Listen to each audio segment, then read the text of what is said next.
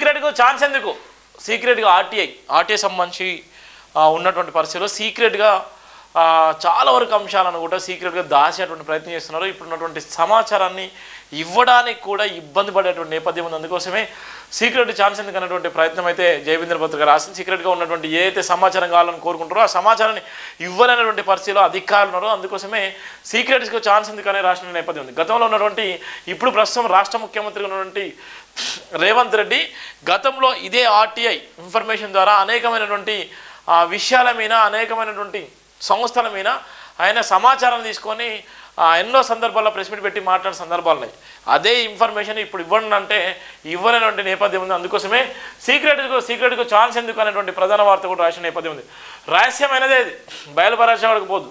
సమాచార హక్కు చట్టాన్ని అంచివేసి వేస్తున్న అధికారులు విధానపరమైన నిర్ణయాన్ని ప్రజాక్షేత్రంలో పొందుపరచాలి. తప్పిదాలకు ఛాన్స్ దొరికేది రాష్ట్రీయతల వల్లే. ప్రభుత్వ ఉద్యోగుల ఆస్తుల లావాదేవీలు లెక్కపత్రం సరిగా ఉండాలి. అధికారత్వానికి వ్యక్తిగతం అనే ముడిపెట్టద్దు. ఆధారాలు దాస్తే మౌలిక విలువలు అంతరిస్తాయి. గుచ్చి దేయడం వల్లే లెక్కలేని గొడవలు అవుతున్నాయి. క్రిమినల్ చరిత్ర కలిగిన అధికారులకు పదోన్నతుల వలన సిగ్గుచేటు. అధికారులకు పదోన్నతులు ప్రభుత్వమే ఇవ్వాలి. నేరాలను పసిగట్టుకుంటే నేరస్తులైన ఉద్యోగస్తులంతా బ్రోకర్ అవతారం ఎత్తాల్సిందే. ప్రభుత్వ సొమ్మును పందికొక్కుల మోసంలో అధికారిక రాజ్యం వెళ్తున్నారు.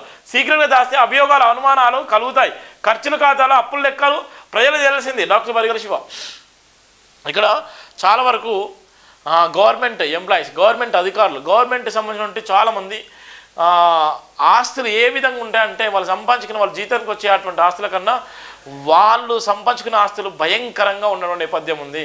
ఇలా గాడిద పాలు 100 కోట్లు పెట్టుకునేటువంటి దౌర్భాగ్యమైన పరిస్థితి తెలంగాణ రాష్ట్రం ఉందంటే చూడండి.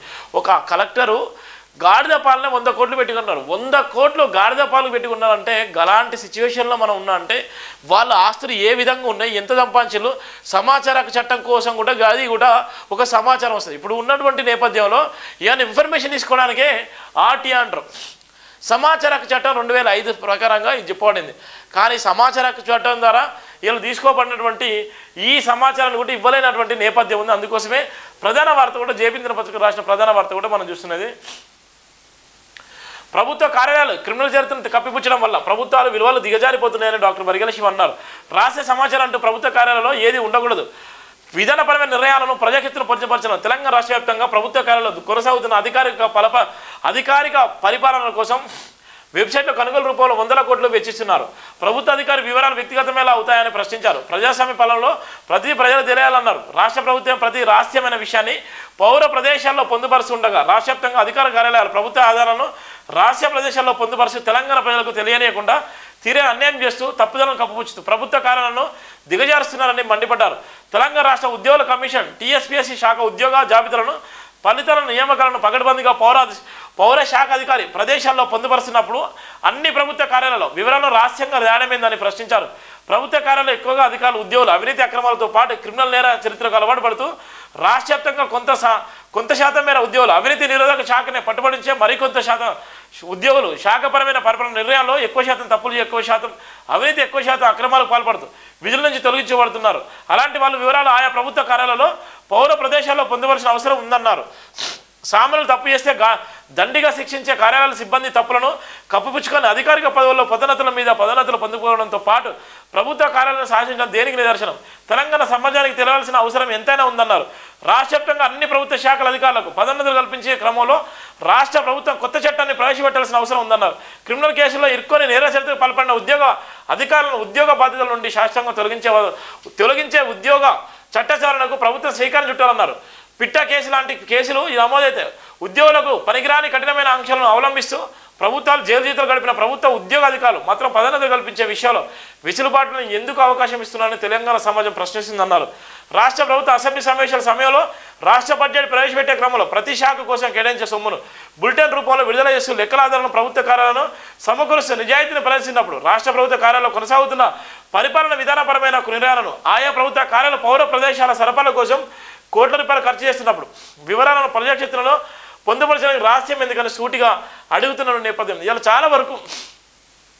చాలా వరకు ఇలా ప్రభుత్వ శాఖలో ఉన్నటువంటి అనేక శాఖలు ఇలా రహస్యంగా ఉండాల్సిన అవసరం లేదు. ఆ శాఖకు సంబంధించి ఏ అయితే అసెంబ్లీలో బిల్లు ప్రవేశపెడతారు. అసెంబ్లీలో ఏదైతే ఆర్థిక శాఖకు సంబంధించినటువంటి బిల్లులు ప్రవేశపెడతారో, ఏ శాఖకు సంబంధించినటువంటి బిల్లులు పెట్టినా కూడా అవన్నీ కూడా బులెటిన్ వైజ్గా అవన్నీ విడుదల చేస్తారు. పేపర్ ప్రకటన చేసే విధంగా కూడా వాళ్ళు ప్రకటన చేసే విధంగా ఉంటుంది. కానీ ఇక్కడ అధికారులు వాళ్ళు అక్రమంగా సంపాదించుకొని కోట్ల రూపాయలు పడగలెత్తిన తర్వాత కూడా వాళ్ళు సంపాదించుకున్న సొమ్మును అడగడానికి, వాళ్ళ అక్రమాస్తుల గురించి అడగడానికి, అక్రమాస్తుల గురించి ఆర్టీఐ వేయడానికి, ఆర్టీఐ వేస్తే దాన్ని జాప్యం చేస్తూ కాలాగానం అనుగుణంగా ఇలా పనిచేసే నేపథ్యం ఉంది. అంటే 45 డేస్లో ఇచ్చేటువంటి అవకాశం ఉన్నప్పటికీ ఆర్టీఐ ఇన్ఫర్మేషన్ ఇవ్వకపోతే వాళ్ళ మీద క్రిమినల్ కేసులు అవుతాయి.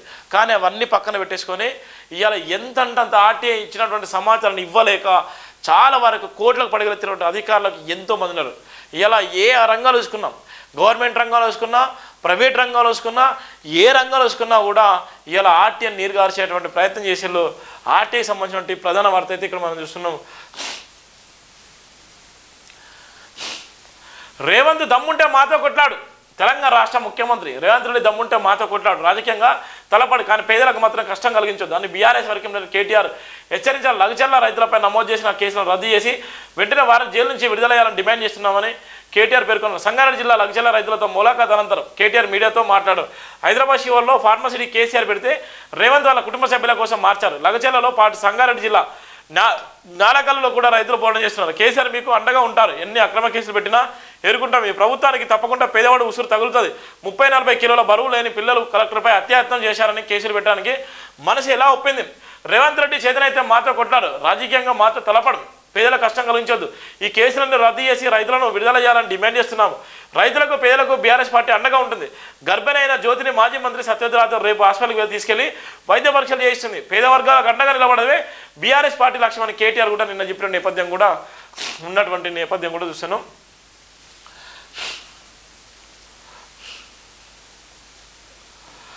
తిలక్ శంషన్ సెంచర్లు. Hyderabad cricketer Tilak Varma 120 not out, Sanju Samson 109 not out సెంచర్లతో దంచుకోవడంతో సౌత్ ఆఫ్రికాలో జరిగిన చివరి టీ20లో ఇండియా 130 రన్స్ భారీ తేడాతో విజయం సాధించింది. దీంతో 4 మ్యాచ్ల సిరీస్ను 3.1తో కైవసం చేసుకుంది.